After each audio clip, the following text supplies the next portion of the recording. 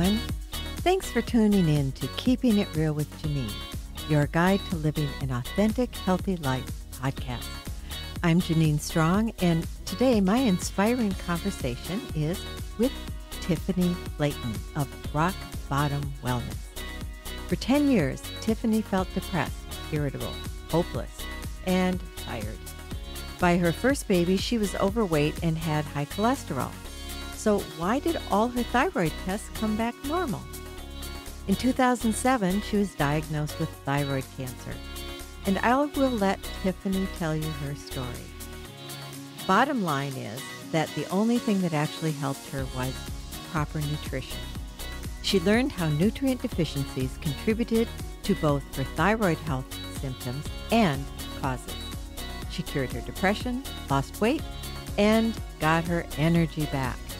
Tiffany has become a thyroid expert in nutrition and has helped hundreds of people get to the root cause of their thyroid symptoms, find a way up from rock bottom, be their own best advocate, and shortcut the path to an amazing life. Her new book, Rock Bottom Thyroid Treatment, an 8-week thyroid diet for people with quote-unquote normal thyroid tests to thrive, not just survive.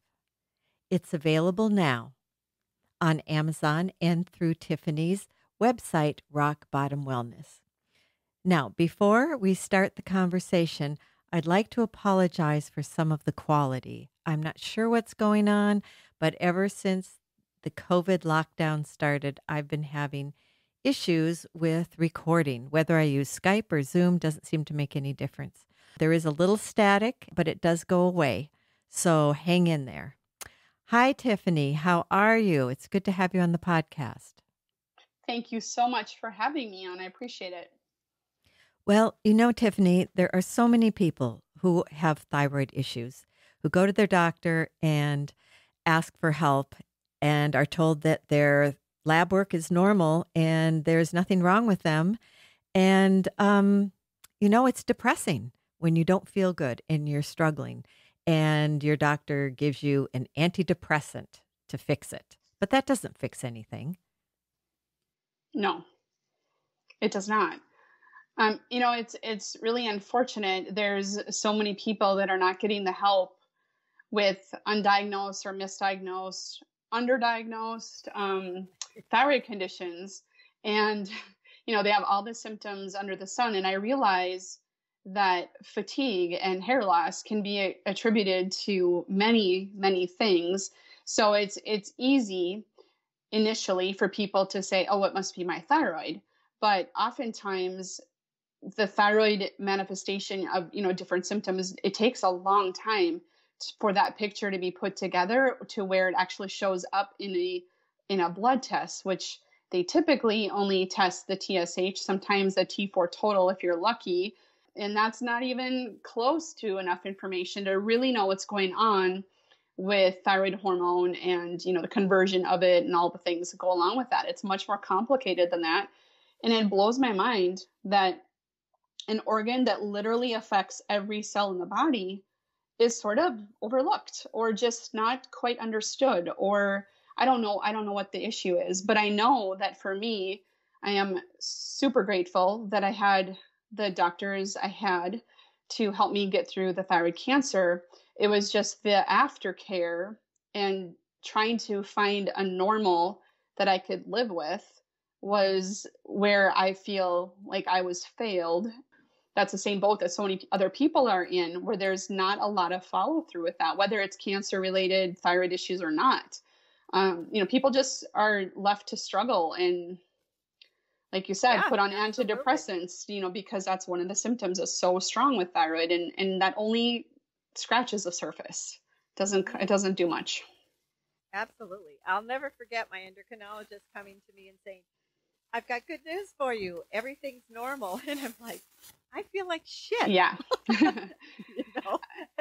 Yep. It's the weirdest thing to be so sick and so debilitated and feeling like you cannot wait to actually have a diagnosis so that there could be something to be done. And that was how I felt. I was scared. I mean, I was scared to have a cancer diagnosis 100%. fearful. Of course. But at the same time, I was like, my gosh, this is the answer finally to the years and years and years of horrible symptoms. And I honestly thought that once that, cancerous thyroid gland was removed from my body and the lymph nodes that were also malignant were removed from my body, my life would be so much better. And it actually got worse, way worse. And were you put on thyroid? I would assume you would be put on thyroid medication then, since you're not producing T4. Yeah. So when they took it out, right, that initial time period of being put on medication without a thyroid gland, they first put me on T3. So it was the Cytomel. So if anybody's heard of that, or it's the leothyronine is the generic form. So I was put on Cytomel because it has a much shorter half-life, and I was getting ready for treatment. So when you go through thyroid cancer treatment, at least my version of it, you need to be hypothyroid as possible to go through the process. And so they put you on T3 originally. This might have changed now. This was in 2007. So maybe it's different protocol now. But what they do is they put you on T3 to kind of get you by from surgery to treatment, because you only have to be off the meds for a short time because of the half-life, so that you can become hypothyroid prior to your treatment. So I felt really actually pretty good. I felt really good after surgery and being put on the T3. Well, then I had to go off of it because of the treatment, like I mentioned. And it went downhill from there. It was bad. And then after you do the treatment, then you get put on Synthroid or, levothyroxine, something like that. And that was all I was on for 3 years. And my symptoms kept getting worse and worse and worse and worse. So now that's just T4, right? That's just T4. Right. So that's not right. And that's not addressing whether or not your body's converting T4 into the usable T3. Exactly. So, and I remember, I was teaching anatomy and physiology at the time. So I had, a lot of awareness about this, but when it's not applicable to you in the moment, you're not really thinking about it. But I got to thinking, okay, I just had this organ removed from my body and it converts T4 into T3.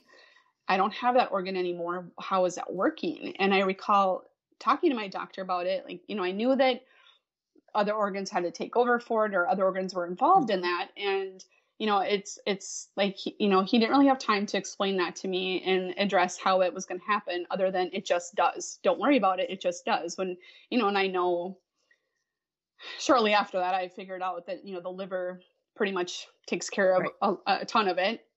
Mm-hmm. I think it's 24%.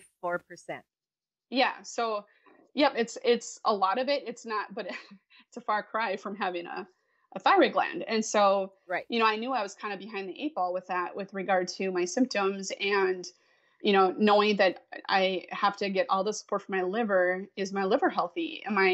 Does it detoxify properly? Is it having all these other burdens?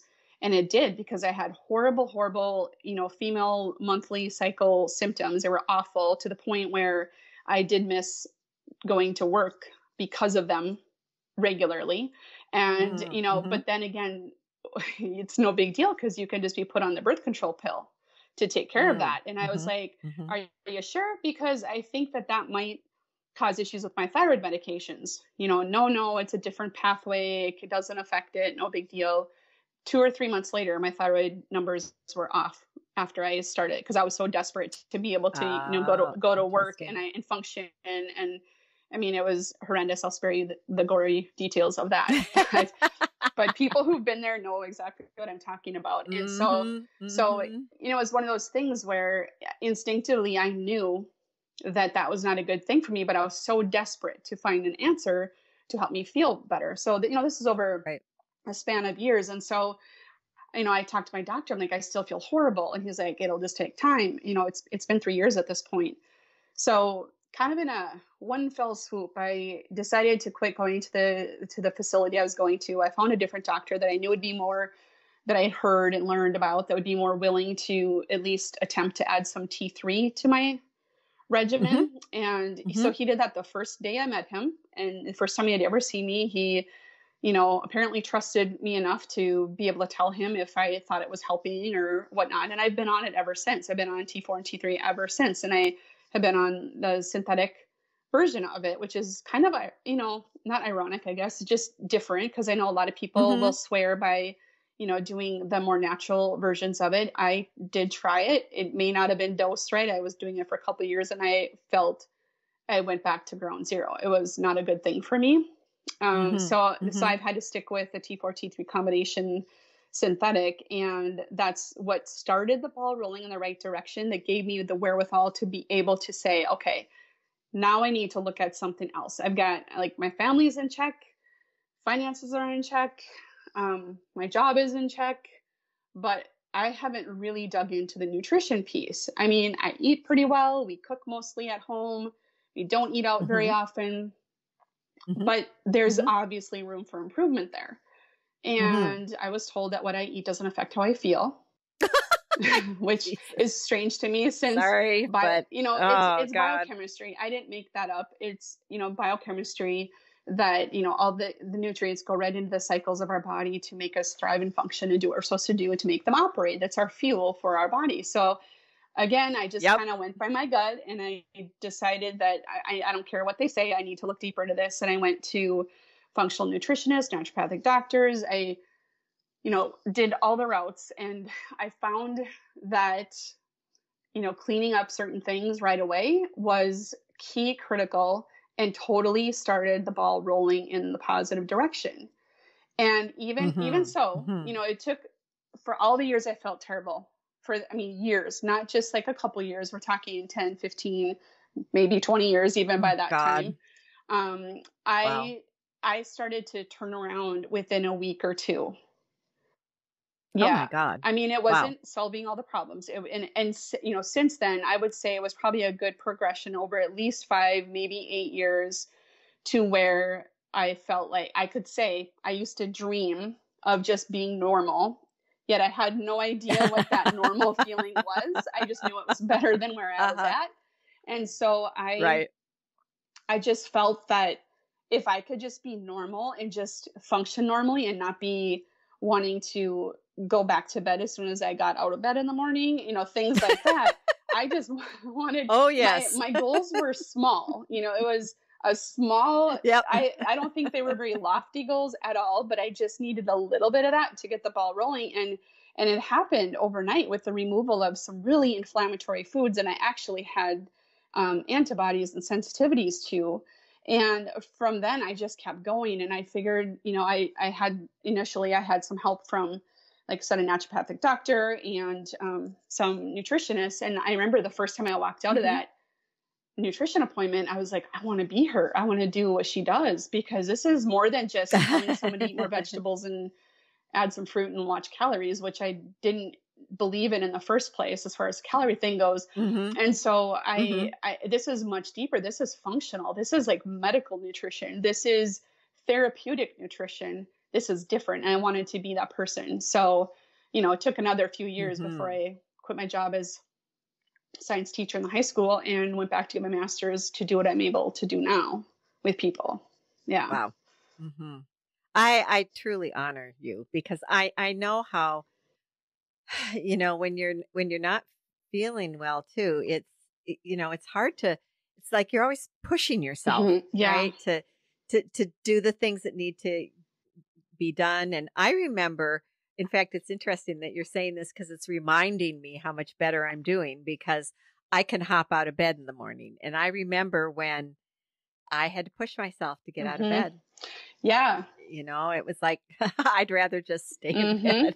Yeah. And it's, over time, it's depressing. It's debilitating. It is, depression at an all-time high. And I sometimes I say this out loud and I think, oh, I should probably not say that out loud. But if honestly, I wouldn't be here if I was continuing on that path. There's no way. I know what you're going to say. I know it exactly. I knew exactly what you were going to say, because I used to say, if this is what the rest of my life is going to be like, I'm done. Excuse me, everybody, but fuck it. I don't want to be here. I don't want to. It's not, because to me, it's about quality. Yes. And the quality sucks. Yes. So, Tiffany, I want to ask you a question before we get into all of the nutritional stuff, Hmm. because we hadn't talked about this before, but I'm just curious, and maybe you don't know, but I'm sure you have a sense. What do you feel like that brought on the thyroid cancer? You know, toxins, Yeah. genetics, emotional stuff. What do you think was going on with you that really snowballed into a thyroid cancer? I've thought about this a lot, and there's kind of one conclusion which I will never know if that's the actual cause of it. Mhm. But um, first of all, there's one person in my family that was diagnosed with thyroid cancer. They were 50 years old. They're now in Mm. their 80s, maybe into 90. And that was all, it was obviously a long time ago. And she is like far removed relative. So there's nothing in my immediate family that has any, not even hypothyroidism, not even an autoimmune Okay. condition. So to Mhm. me, I don't Okay. really feel like it's a genetic thing. For me, I Okay. believe lots of, I'm kind of a anxious, wired, high strung person, or that's how I've been described. Although then some people who don't really know me think I'm really chill and laid back. So Chilled. I apparently am a good actor, or actress. But Uh-huh. so I, Mhm. what my thing is, what my conclusion is so I'm from a very, very small town in North Dakota, and it Okay. is a, farming community. And where I grew up Mhm. on a farm was surrounded by Mm. fields. And those fields were sprayed all the time, Mhm. and lots of Mm. Yep. chemicals and that type of thing. And if there's a book, and I don't remember when it's published, but I think it may have come out in the 50s, but it's called Silent Spring. And Mhm. there's Yep. some information about thyroid conditions and the environment and toxins and that kind of thing. And of course, I don't want to go into the whole, GMO debate and all that kind of, not, I don't think it's a debate, but I know where I'm Right. from, that's absolutely a hot button. Just so you know, I've done a lot of podcast interviews on Hmm. glyphosate. And in fact, I just did a blog post because not Monsanto, Bayer just bought out Roundup Hmm. 2 years ago, but it's over a $10 billion Yeah, settlement. there you go. Hmm. Yeah, but you know what? They're not required to put on the label that it's cancer Right. causing, that it's been found to be cancer causing. Yeah, and the people who are using these chemicals, I've seen the marketing to them for their reps, for farmers or growers, whatever. They don't believe that this is causing any issues with people. They're not doing it on purpose. They're just growing food. It's their livelihood. They're growing food for the masses, for the world, really. In the United States, it's obviously goes everywhere. I I just think that was a big factor. And part of it is, like I said, I'm from a very small town. My class was about 60 people that I graduated with. Okay. And the day I was diagnosed with my thyroid cancer, one of my classmates died of thyroid cancer. And since I've learned of, a handful of other people with thyroid cancer that were, roughly within my age group, within 5 years or so, give or take.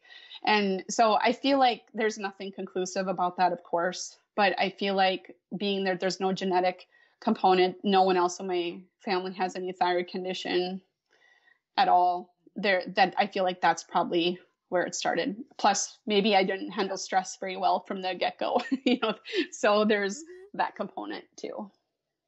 Right. Well, there are going to be more than one Sure. factor, but especially the fact that you were not the only one in a small class who's been Right. diagnosed with Hmm. thyroid cancer. That's very Yeah, telling. I So, thought so yeah, I too. mean, that certainly feels right to me. When you said that about your other classmates who've had the similar issues, I just got chills in my Well, body. yeah, It's like, and I told my doctor that, and actually she had the version that usually you would find in a 65-year-old man who had been exposed to radiation in the war or in some kind of, wow.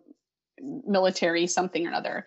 And she went basically by the time she was diagnosed, she's, terminal. And it didn't take very long after she was diagnosed for her to die. And I mean, it's just a horrible, horrible situation. And he was blown away by that. He just couldn't believe that she had that version of the thyroid cancer with her age, being female and that kind of thing. Because yeah, it was pretty awful. Well, for me, that's just another clarification that, the dangers of glyphosate and pesticides and toxins. Yeah. So if anybody's interested, I do have a newsletter, and I think, how many were there? I think there's 6 different, with research scientists, functional medicine doctors, a farmer, all kinds of, people talking about from their experience and their expertise, the dangers. Mm-hmm. It's pretty. Yeah. I think it's incontrovertible. I mean, oh, and one thing before we get into nutrition that I just recently found out, which really upset me, is it's a little thing you can print up. It's the 15. The clean 15 and the dirty, the dirty dozen and the clean 15. Mm-hmm. Yeah. Do you know they don't test for glyphosate? Nope, I did not know that. You would assume that would be at the top of the list. I didn't know that either. And the person who told me was Dr. Stephanie Seneff. I've had her on several times. Yeah. That whole thing is worthless. Yeah, that's too bad. I mean, I guess it tells you pesticides and stuff that, that what are more clean from those types of things. Right. But yeah, that's not the whole story whatsoever. And I think people use that as a quick guideline, and they feel very safe. They're misguided on what it's telling them. That's the sad part. And that's what happens with all of our nutrition. I feel like it's just so confusing for people. And that's why they need to come to see someone like me, or someone who's trained in nutrition at a different level, to where it's actually functional or therapeutic, versus just, we don't need to pay anybody to eat more produce, to learn to eat more produce, or to be told that, or, other things like that too. But there's a difference between eating well and eating to overcome symptoms or diminish symptoms, or to feel like you have energy and that type of thing. And then there's kind of a skill around figuring out what that is for the individual. Well, that's a perfect segue. Awesome. So take it away with, how you work with nutrition, how it's different from just, eating well. Yeah. So, looking at people's symptoms and really digging into what could be causing it, what could be the deficiency that's contributing to those symptoms. That's not to say that by eating more produce, or just generalize, that all the things will go away, all the problems will go away. That's not what I'm saying. But if you have information about what your cells have for fuel in the form of micronutrients, so that's going to be the vitamins, minerals, amino acids, antioxidants, how you handle blood sugar, how you handle fructose, how you metabolize those things, having that information is super important for being able to replenish your body, restore your functioning,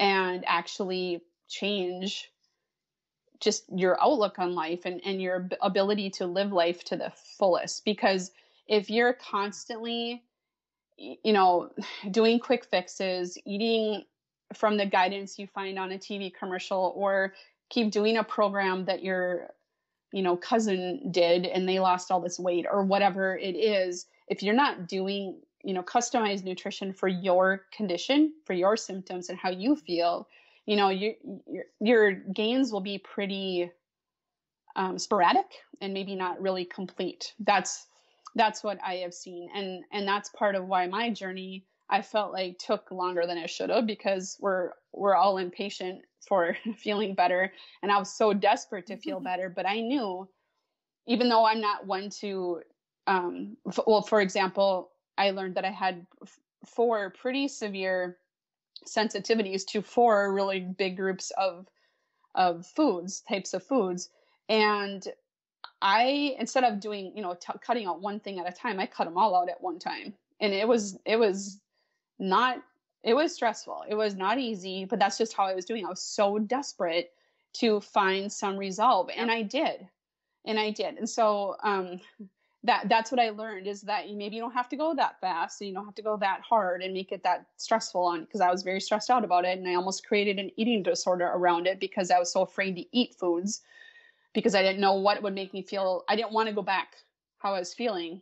And so I was scared to eat. So that's a whole nother thing. I don't recommend that, but it just kept going and progressing and snowballing into, figuring out where I was deficient. And once those deficiencies are replenished, then you have like a whole nother, I don't know, sounds so, I don't know, maybe corny, but it's like you have a whole nother life ahead of you if you kind of get the ball rolling and actually have the baseline information in order to do that. And sometimes we get this information, we can either do blood testing, or we can go a lot off of symptoms. And I have some really really deep questionnaires, and my conversations with people go really deep into symptoms and timeframes and family history and all that kind of thing. And so even if people don't want to do the blood testing, we can get to the bottom of things without that. It's not, of course, black and white. It's not as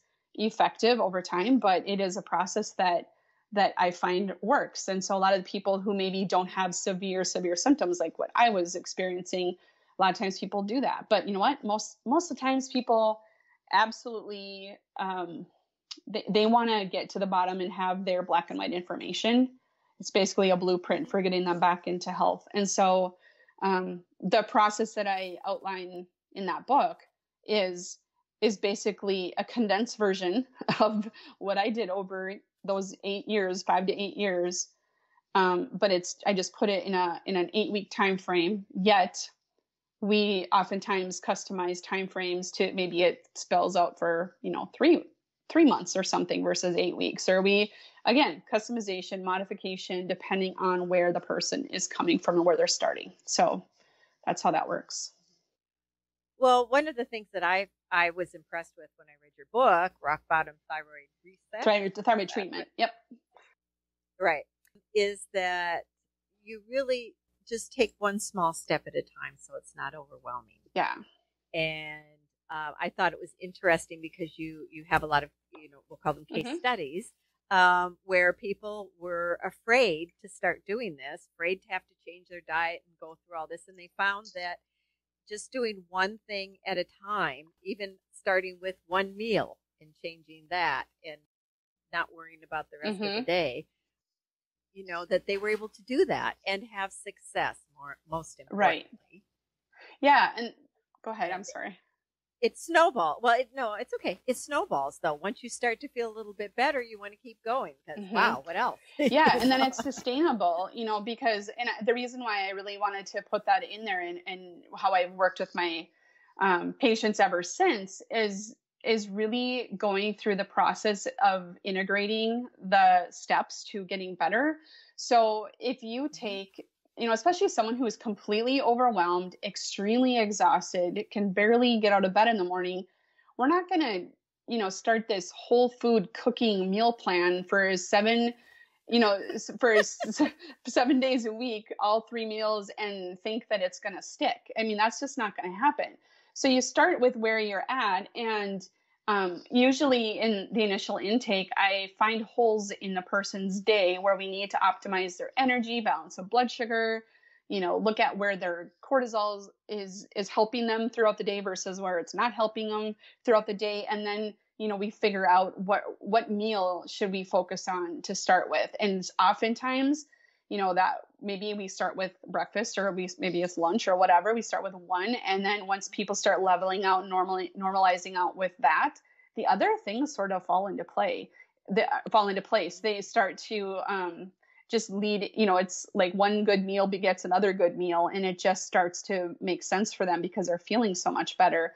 And then they have the ability to actually make the effort to make better food and to shop for better food and to learn about new foods or whatever, what is for them. But I also have worked with people who eat really, really simple, basic foods over and over and over again, and they still get amazing results. It doesn't have to be this elaborate meals and things you've never heard of and all those kind of things. But there is a process, and like I said, I've condensed it to take people through 8 weeks, which took me 8 years to go through, and to kind of put it together, to put it, I'm like, oh, this is what I've been doing for a long time, and people can get quick wins. I was just trying to figure stuff out along the way. There's no need for everybody to reinvent the wheel. You've gone through this. I mean, really, this is your business, but also have the grace to share it with everybody, because, we don't all have to go through the same losses and trying to figure things out if someone else has. Exactly. What did you find are some of the foods that are the most, I don't want to say, I guess, damaging to thyroid health, that they're the most affect thyroid function? The first thing I think of is soy, which sort of goes back to our discussion of GMO and glyphosate or glyphosate. But soy can, and that's sort of controversial as well with how soy affects thyroid. I feel like it's twofold. It's number one, soy, especially if you're not eating 100% organic, which is sometimes very hard to do, or if you're not going to the farmer's market and getting your whole foods most of the time. If you're eating processed foods regularly, even if it's just, some chips, or if it's maybe some crackers that you have with meat and cheese or whatever you're doing, what happens is that soy, I believe, I don't know what the percentages anymore, but I want to say it's like 96% of the soy grown in the United States anyway is GMO. And so it's super inflammatory to people. Plus it's very common allergen for people. So many people, are allergic to soy. So we're causing inflammation just from that alone. If you have an allergy, that is one of the allergies, food sensitivities that I have. And I do notice it if I decide there's a really, really delicious Chinese restaurant in my area, and they have a fabulous gluten-free menu, and the people are very well trained in it, and it's delicious. But I know that I'm eating gluten-free soy sauce, tamari, and I make the choice. It's sort of risking it for the biscuit kind of thing. It's like sometimes it's worth doing that, and I can tell right away that I've had, and that's just soy, like soy sauce putting on top of your food. It's not like bathing in it by any means, and it causes a huge reaction to me. Wow. What about tofu if it's organic? Personally, I think that is okay because it's organic and it's more of a whole food version. It's not a processed version of the soy. I don't think soy in and of itself in its, whole food form is a big problem. I think it's when we get into that processed soy, if you look at you can go on the grocery store aisles and look in the processed food areas, the bagged and packaged bags and boxes of food, and soy in some version will be in almost everything. And so it's really hard to get away from, but if you're eating mostly whole foods, that's the number one way to get away from it. So that's super inflammatory for people, and it's poor for your gut health and all that kind of stuff. Gut health is a major issue for thyroid patients. Typically we have lower stomach acid that makes it harder to break down proteins. So sometimes people have, now that I didn't know. Yeah. So people often will say, after I eat some chicken, which obviously is high protein content, even, proportionally to the weight and stuff, it sits there like a rock forever. People say it just feels, I don't like eating protein. It just sits there forever. I feel like it takes forever to process. Well, if you have low stomach acid, you're not able to break down those big protein molecules very easily, very efficiently. Therefore, you're not assimilating the nutrients very well. And so we need to look at digestive health when it comes to that. And so that's a lot of where the foods that I recommend people, go away from for a while to tamp down inflammation, and then find out what if any of those types of foods are causing those issues. Another one is gluten. So gluten can be inflammatory, whether you're allergic or celiac or not, or have that food sensitivity to it or not. It can be very inflammatory because guess what? It is usually GMO. It's in everything. There's wheat. There's wheat in, again, kind of like the soy. It's in anything processed because it's basically a cheap filler or not emulsifier, but like a thickener. It helps to give the body to whatever product you're talking about. And so, but the flip side, people say, oh, okay, well, I'll just buy gluten-free this and gluten-free that and gluten-free, whatever. And they're not doing anything better. They're actually causing just as much inflammation because they're so processed and they have such a high glycemic load that it's causing inflammation in it from a different way. So I know it sounds really complicated and people might listen to this and go, oh my gosh, well, there's nothing I can do then. And they might feel overwhelmed and just want to quit before they start. But if you have the guidance and knowing what you're doing and you are learning and connecting the dots about what you're eating and how it makes you feel, that's what the process is about. Mm-hmm. Mm-hmm. So I'd like to just clarify a couple of things.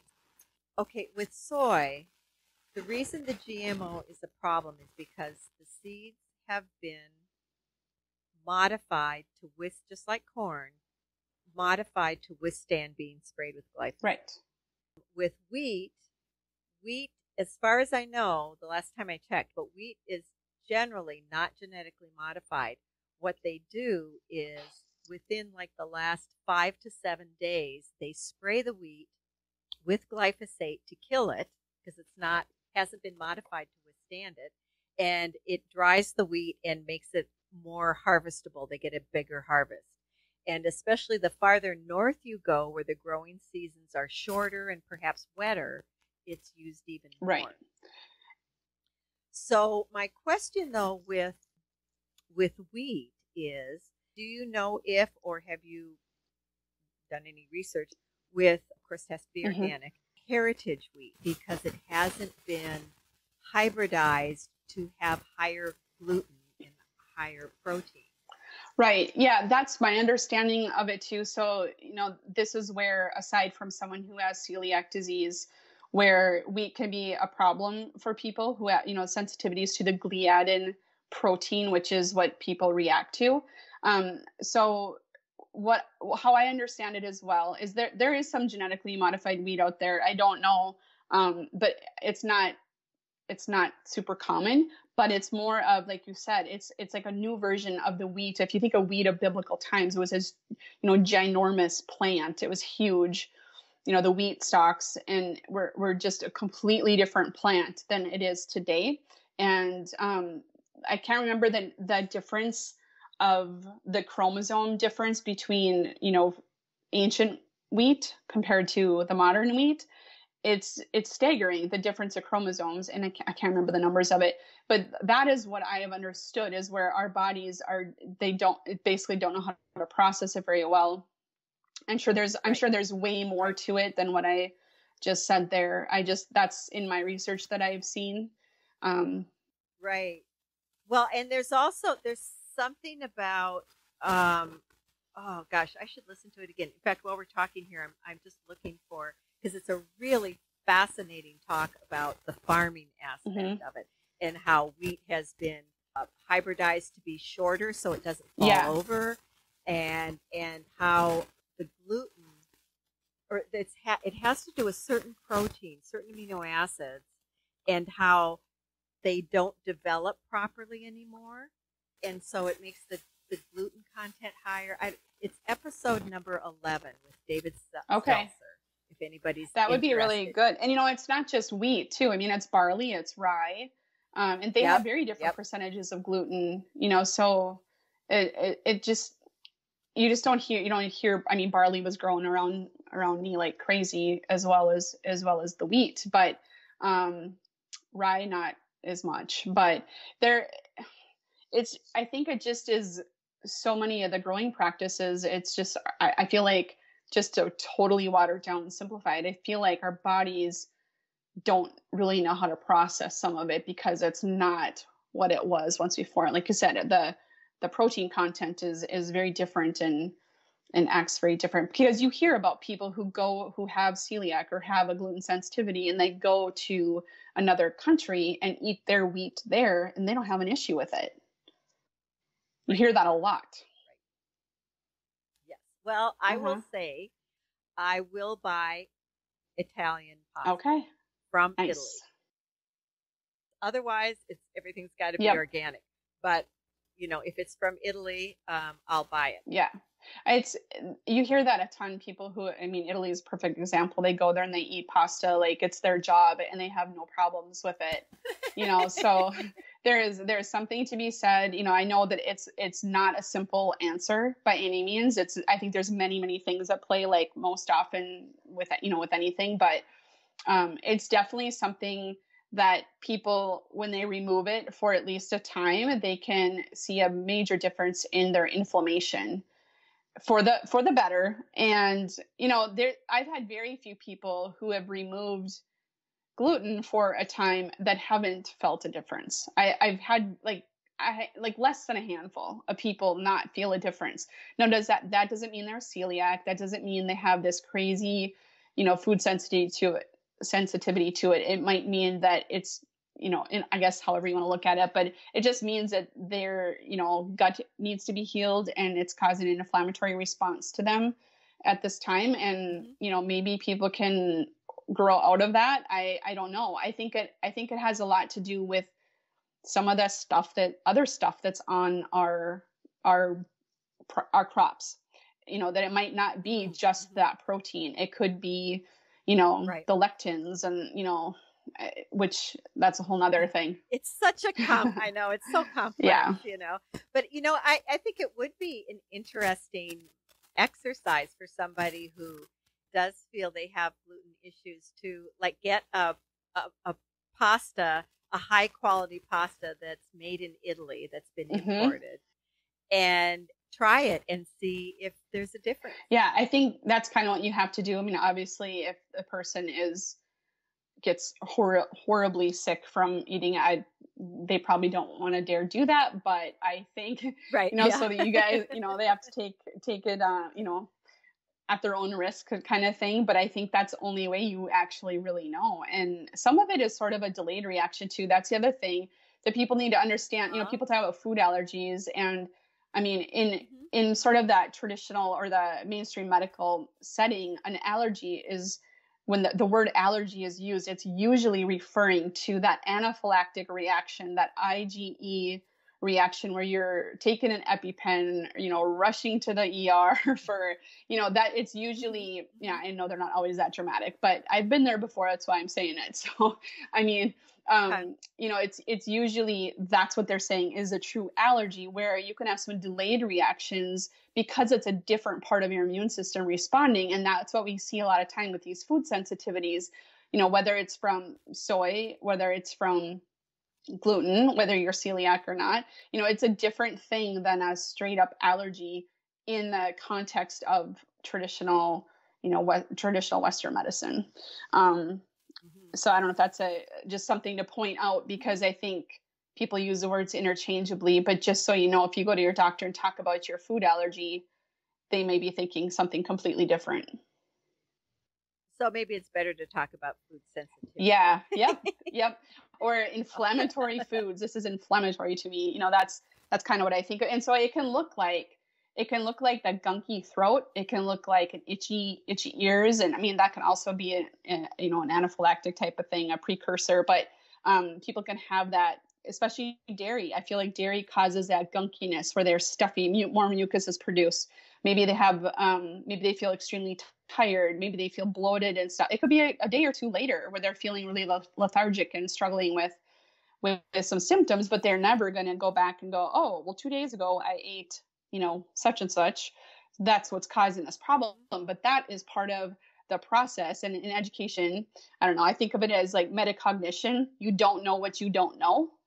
And so that's what I try to teach people to learn about themselves. I can tell them what I think, but unless they go through the process and really understand that when they're doing this, this is causing that, and putting, connecting those dots and really understanding what's going on, then it's a lot easier to make strides going forward rather than saying, oh, this doesn't work, I'm going to quit, because, you don't know what's causing what. And if people aren't educated on that, then it's just sort of a, just another thing people are doing. Because you hear about that a lot of times where people are like, oh, I'm gluten-free now. Well, why? Why are you being gluten-free? Do you have some sensitivities? What are your symptoms? Or do you think it's just healthier in general? And a lot of gluten-free foods, I look at the ingredients. No, they'd be worse than healthy. eating the gluten itself, I think, for people. Yeah, I know. And I do know, talking about dairy, I know several people who don't do well on dairy, but they do fine on raw dairy. I hear that too. And that's, it's a little hard to get raw milk.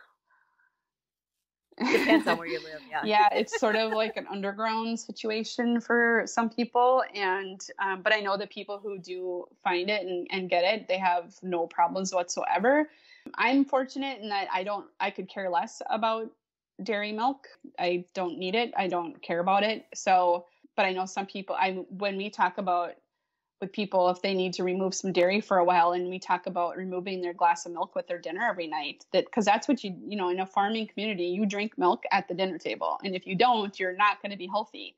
That's, you have to drink milk because that's the only place you can get your calcium is the thought process. And so it's just ingrained and it's glued in. Like dairy is way harder for people to reduce and get rid of, even for a small time, than gluten by far.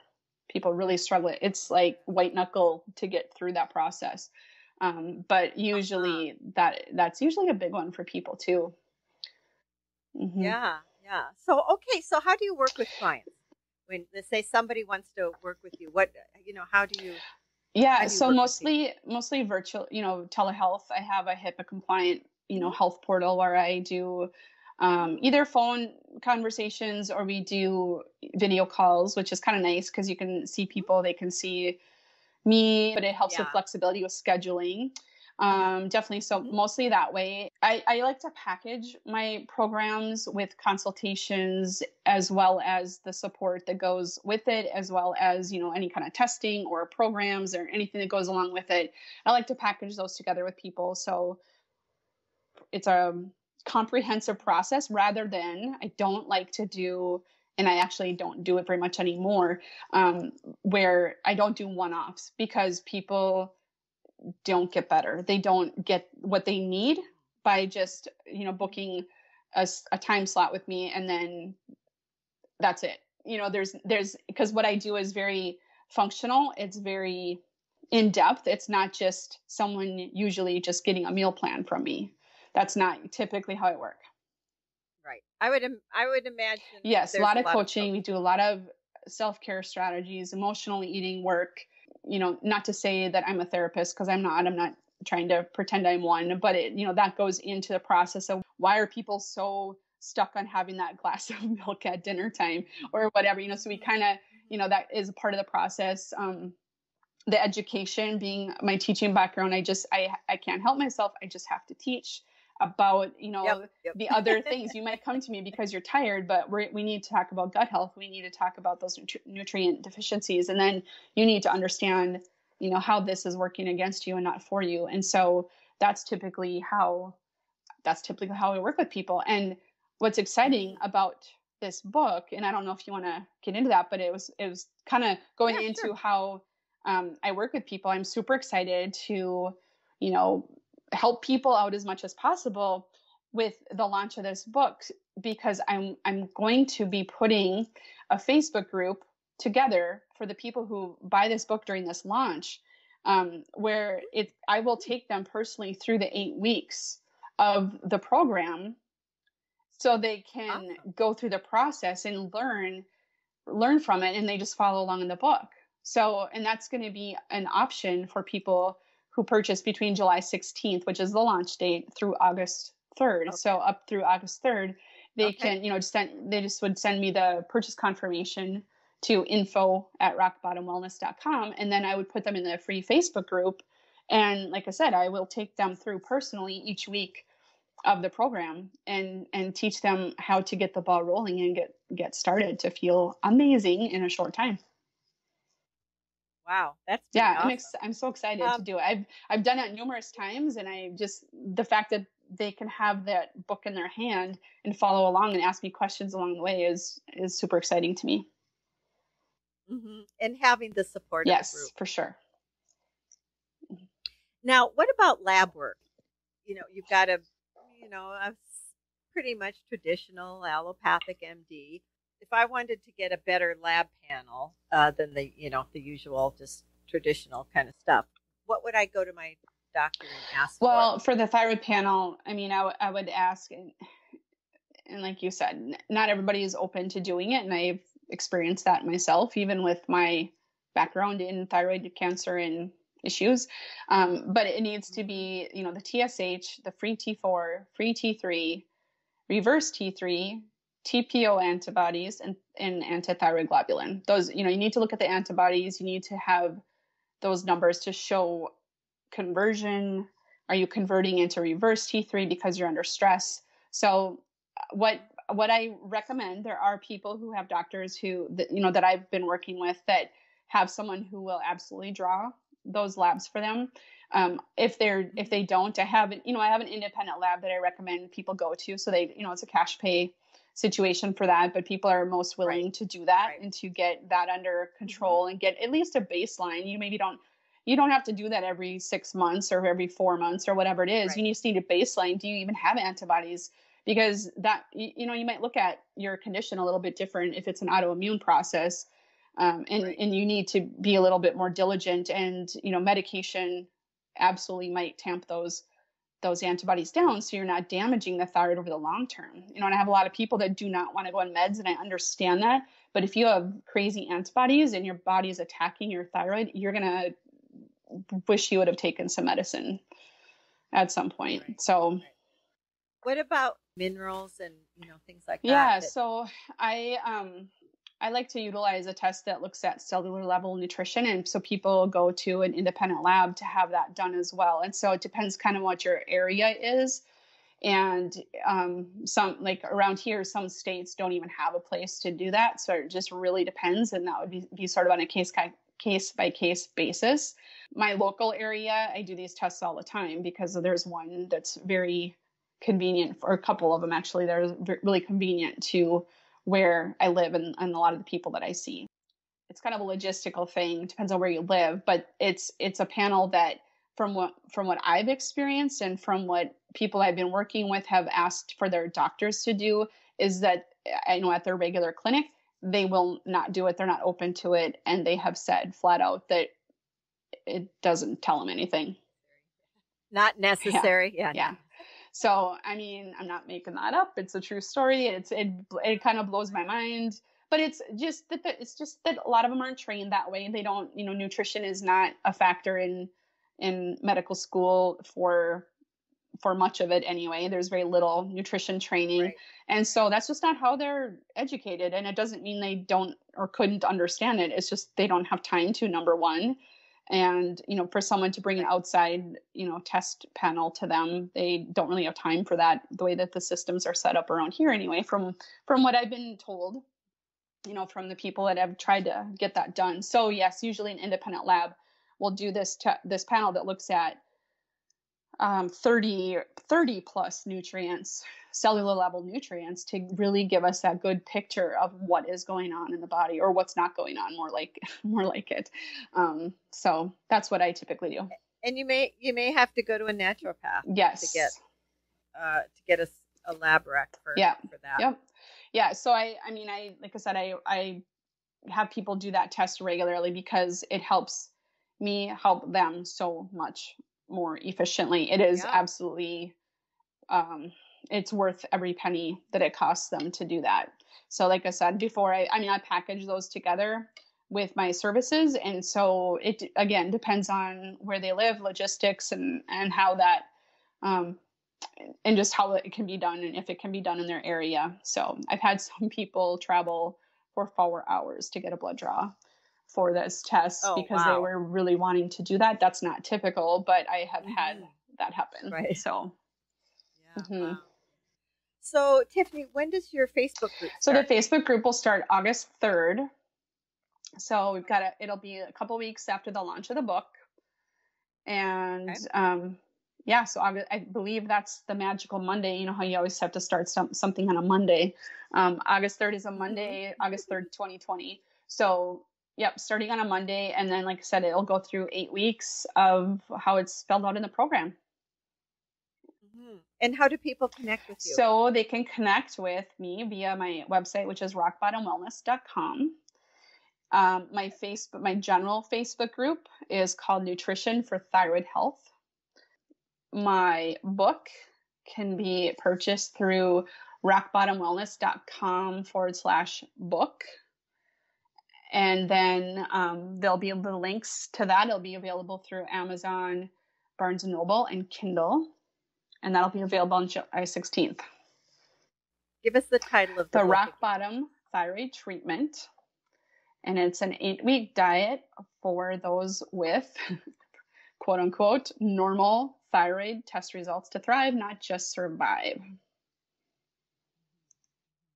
And for anyone who's interested but feels a little nervous, you really should read the book when it comes out, because Tiffany really does, I think she does a good job of showing that a lot of her clients have been very nervous about doing this and very skeptical.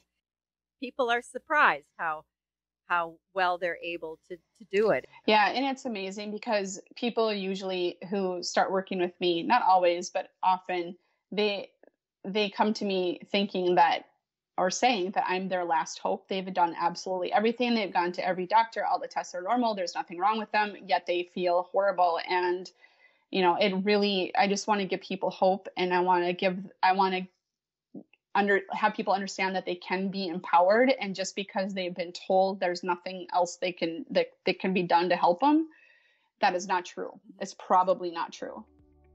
Well, that is the perfect wrap-up. Yes. Perfect.